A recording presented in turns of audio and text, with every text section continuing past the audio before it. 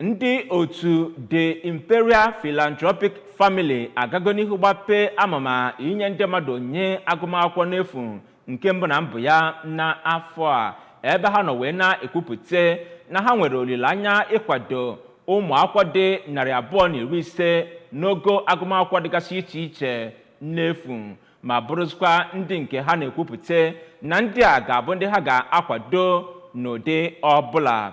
Ndị otu abụ The Imperial Philantropic Family bụ otu nnọrọ onwe nke ọ bụ ụmụ nwoke bụ ụmụafọ Igbo sitere steeti ise nwere na mpaghara ọwụwa anyanwụ ala anyị a mejupụtara, ndị nke bekọrọ nnọọ ọnụ n'otu ebumnobi bụ ime ka ụmụaka dị 1,000 n'ọnụọgụ si na ezinụzọ wee pụọ wee banye n'ebe ha ga na-ekponye akwụkwọ n'ụbụlụ. Ka Justice Onyemobi kọchapụrụ gị akụkọ a.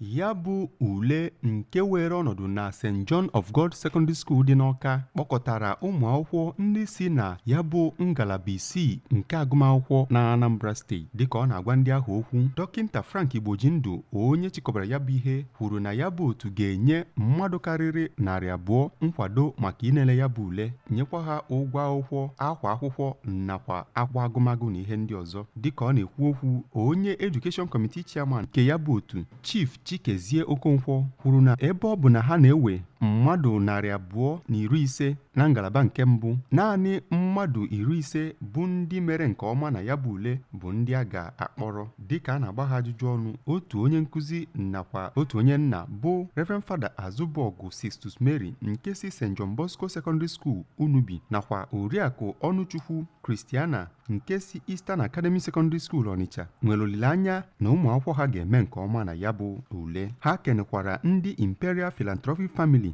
bụ ndị chịkọbara ya bụ mmemme. Ndị bịara ya bụ mmemme gụnyere ndị nne na nna, ndị nlegara anya nakwa ụmụ akwụkwọ ndị sonyere na ya bụ ule. Onye odeakwụkwọ nke Post Primary School Service Commission, Oriakụ Ngozi Anagọ, nakwa ndị ọrụ ya bụ otu bụ ndị nnọnụ iji nene etu ihe ahụ si wee gaa.